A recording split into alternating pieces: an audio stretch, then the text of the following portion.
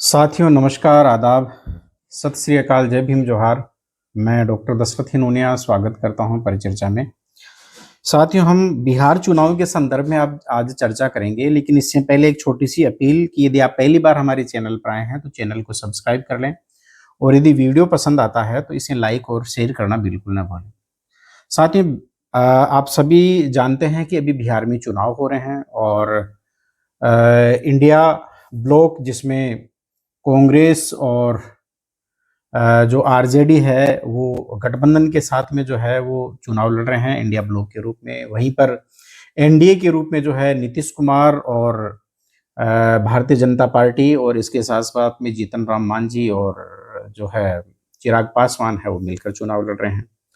तो ये 2 गठबंधन अभी यानी कि एक तरह से पावरफुल पोजीशन में है। बाकी और अन्य राजनीतिक दल भी चुनाव लड़ रहे हैं। अम्बेडकर पार्टी ऑफ इंडिया भी चुनाव लड़ रही है। लेकिन हम यानी कि एक तरह से कल की जो घटनाएँ हैं थोड़ा-सा उसके बारे में हम एक चर्चा करेंगे। कल प्रधानमंत्री ने एक विवादास्पद बयान दिया है, उसका हम थोड़ा-सा जो है वो एक विश्लेषण करेंगे। प्रधानमंत्री मोदी के द्वारा जो है आरा में एक जनसभा को संबोधित करते हुए कहा कि कांग्रेस की कनपटी पर कट्टा रखकर मुख्यमंत्री जो है वो कांग्रेस से छीन लिया है, यानी कांग्रेस जो है वो आरजेडी को जो है वो मुख्यमंत्री पद देना नहीं चाहती थी। अब इस बयान के क्या-क्या मायने हैं?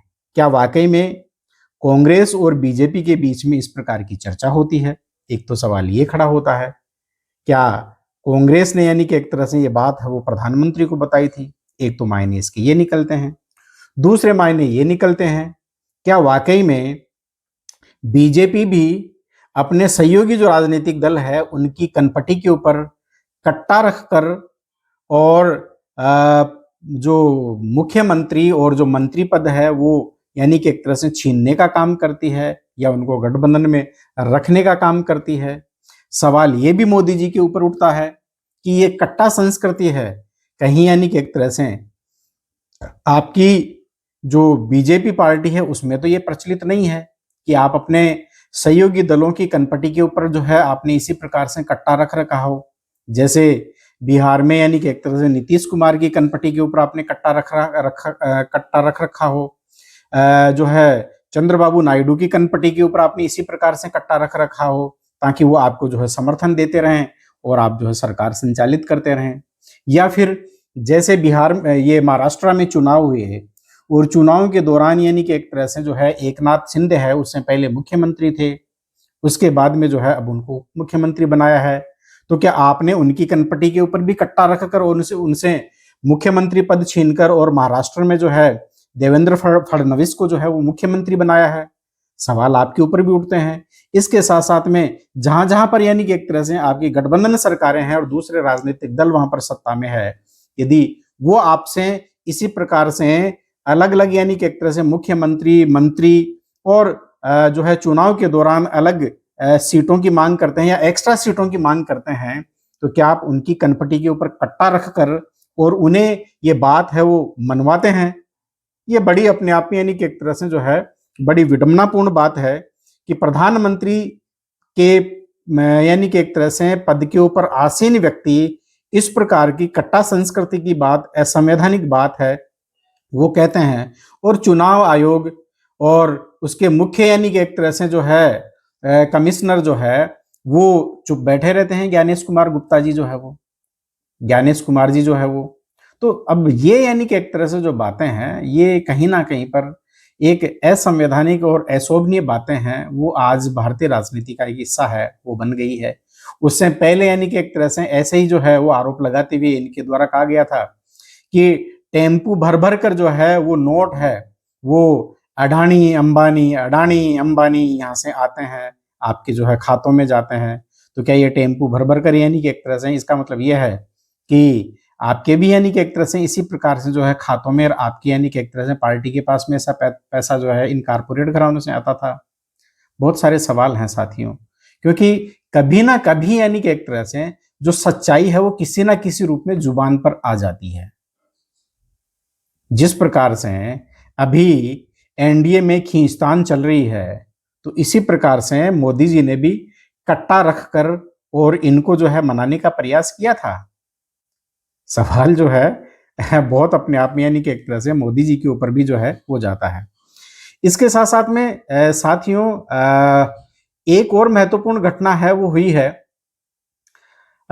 वो घटना है वो हुई है राहुल गांधी के संदर्भ में, यानी राहुल गांधी ने जो है वो बेगूसराय में बिहार में चुनाव प्रचार के दौरान जब वो स्थानीय यानी कि एक तरह से अपनी सभा है उसको संबोधित कर रहे थे, उसके बाद में जो है तालाब में यानी कि एक तरह से जो है वो नाव में सवार होकर जाते हैं मछुआरों के साथ में और वहां पर जो खुद है वो मछली पकड़ते हैं और वहां पर जो है तालाब के जो है उसमें पानी में वो डुबकी लगाते हैं। तो ये भी अपने आप में एक बहुत बड़ा यानी कि एक तरह से चर्चा का विषय हो देश में बना है और ये चर्चा की जाने लगी है कि जिस प्रकार से राहुल गांधी ने तालाब में मछुआरों के साथ डुबकी लगाई है और ये जो वोट बैंक है वो नीतीश कुमार के साथ में था, राहुल गांधी ने इस प्रकार के साथ में नजदीकियां बढ़ाकर उस एक झटके में उस वोट बैंक को जो है वो एनडीए गठबंधन से छीन लिया है और अब ये जो है वो इंडिया ब्लॉक के पास में बहुत बड़ा वोट बैंक है वो डाइवर्ट हो गया है। ऐसा यानी कि एक तरह से जो है राजनीतिक विश्लेषक हैं उनके द्वारा कहा जाने लगा है। हालांकि यानी कि एक तरह से ये तो जब चुनाव हो जाएगा, पहले चरण का जो चुनाव वो 6 नवंबर को है और उसके बाद में 11 नवंबर को है, तो ये तो चुनाव होने के बाद में इस बात का पता लगेगा। और सवाल ये भी है कि क्या वाकई में यानी कि एक तरह से फेयर, फ्री और ट्रांसपेरेंट चुनाव हो पाएंगे? क्या इन चुनाव के दौरान यानी कि एक तरह जो जो जनता वोट करेगी वो उतना वोट है वो इन राजनीतिक पार्टियों को मिलेगा या नहीं मिलेगा? क्योंकि सवाल तो बहुत कुछ है। चुनाव आयोग की निष्पक्षता के ऊपर भी सवाल है, चुनाव आयोग की साख के ऊपर भी सवाल है और जिस प्रकार से यानी कि एक तरह से एक एक कर चुनाव आयोग की आचार संहिता की या चुनाव आचार संहिता की धज्जियां है वो उड़ाई जा रही है, चुनाव आयोग अपने आप में बेबस है वो नजर आ रहा है। तो बातें बहुत कुछ है कहने के लिए, लेकिन जो है अब देखना यही है कि इस आने वाले यानी कि एक तरह से 6 और 11 नवंबर को जो जनता है वो किस करवट बैठती है। और ये जरूर है कि इस बार का ये जो चुनाव है बड़ा टफ है। यदि इस बार जो है एनडीए चुनाव हारता है तो आगे के लिए केंद्र की राजनीति के ऊपर भी एक इसका जो असर है वो पड़ेगा कि आगे मुख्य प्रधानमंत्री के रूप में मोदी जी हैं वो प्रधानमंत्री रह पाएंगे या नहीं रह पाएंगे।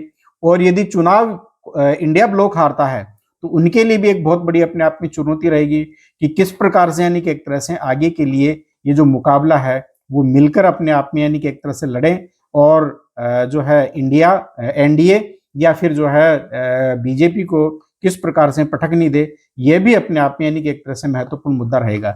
लेकिन एक महत्वपूर्ण बात यह है कि छोटे राजनीतिक दलों को जब तक इंडिया गठबंधन के द्वारा साथ नहीं लिया जाएगा तब तक ये जो लड़ाई है वो अधूरी रहेगी।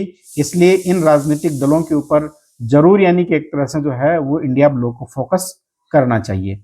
साथियों, आज की चर्चा में बस इतना ही। आपको हमारा कंटेंट कैसा लगा? क्या आप मेरी बातों से और विचारों से सहमत है? तो आप हमें कमेंट्स करते हुए जरूर अवगत कराएं और वीडियो यदि आपको पसंद आया है तो इसे लाइक और शेयर करना न भूलें। और इसके साथ साथ में यदि चैनल के ऊपर जो पहली बार हैं तो इसको सब्सक्राइब करना बिल्कुल ना भूलें। आपका बहुत बहुत धन्यवाद। अब तक आप हमसे जुड़े रहें।